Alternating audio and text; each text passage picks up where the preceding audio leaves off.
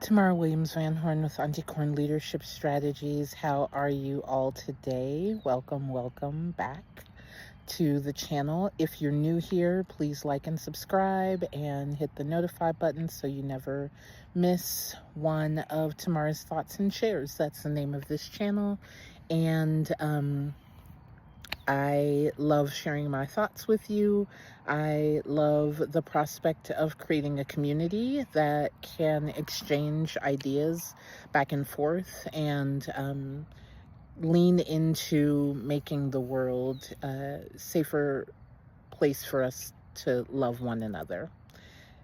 At the end of the day, that's all I want. So, I have started reading a book called When God Was a Woman by Merlin Stone, and I believe it was first published in like 1976, so when I was a wee babe. And it's really fascinating. It takes a lot of archaeological and anthropological takes at the culture surrounding where the Abrahamic traditions formed, and also, goes globally, and really traces back a time when most evidence suggests that the being that was worshipped as supreme had distinctly feminine qualities and birthed matrilineal societies and traditions. And, some of those matrilineal societies and traditions still exist. Some of those practices still continue on a much smaller scale than what is being investigated in this book. But it kind of got me to thinking, because we talk about nature, we talk about nurture. If we've all pretty much been, if most of us, especially in Western or colonized societies, have been fed an environment shaped by the solidity and permanence model of an Abrahamic tradition, then we are all very much steeped in one way of doing things.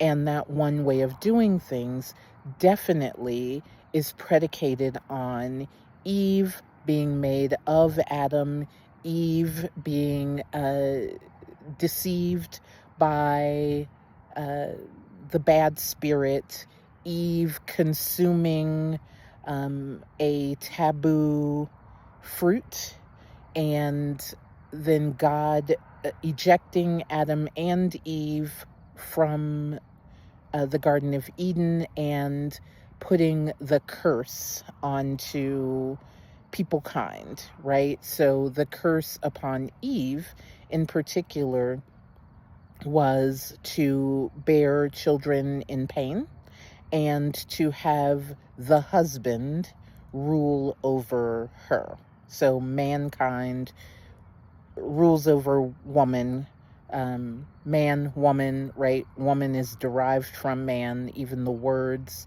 in English, especially, are linked.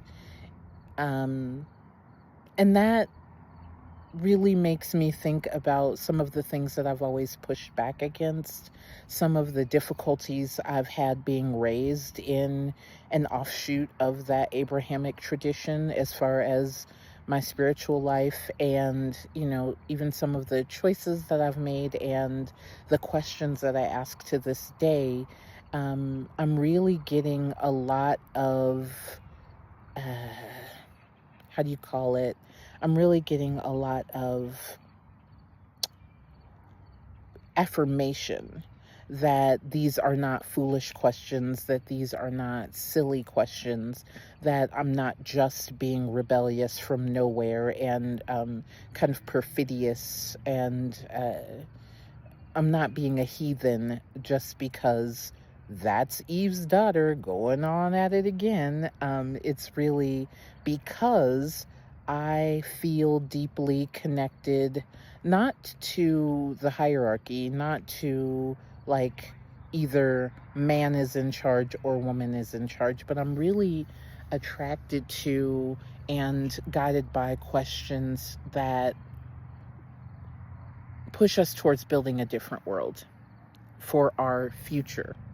I'm really looking at the past to kind of draw forward what we can pass along, what I can leave as a legacy for the young ones that come after us, so that they might take up some of these bits and bobs and fashion it into a future where dominance and hierarchy and ruling over and punitive frameworks give way to a much more generative, sharing, collaborative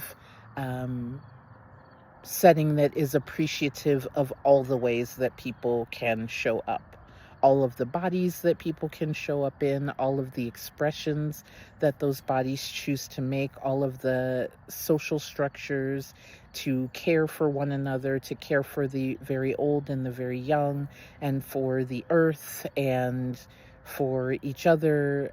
That's what I'm interested in. I'm interested in what can we learn from mistakes of the past that we can pass along into a future that the young ones can build out of what we leave for them to study, what portals we give them to walk through. So perhaps we don't need a external deity who's a man figure in clouds somewhere who is jealous and angry and vengeful and punitive and white, which is just wild. Like, how can a supreme being be white? Like, that's just wild to me. How can a supreme being be any race, right?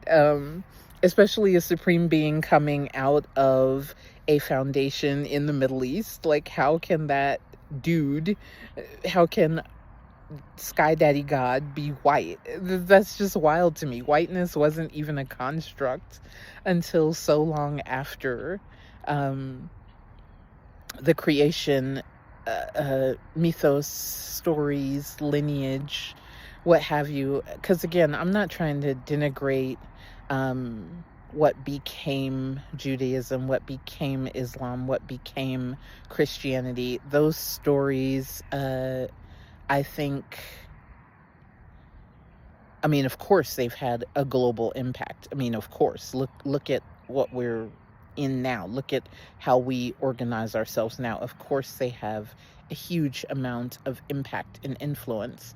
But what I'm really just like tickled by when I'm not weeping wildly is how seriously people take this to like really curtail other people's movements, their freedoms, their thoughts out of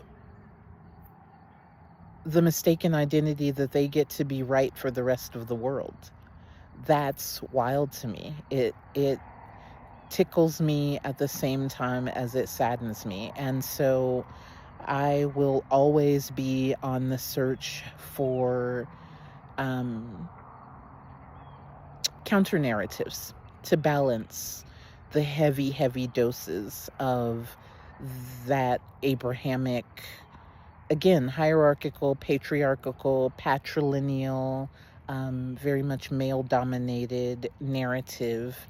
And part of that gives way in my embodiment to loving trans and queer people, like deeply loving, as well as identifying with them. So if you see it, check it out. It's called When God Was a Woman by Merlin Stone.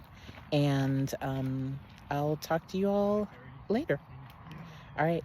I'll talk to you soon. If you have any questions, if anything's brought up, you let me know in the comments and I'll get back to you.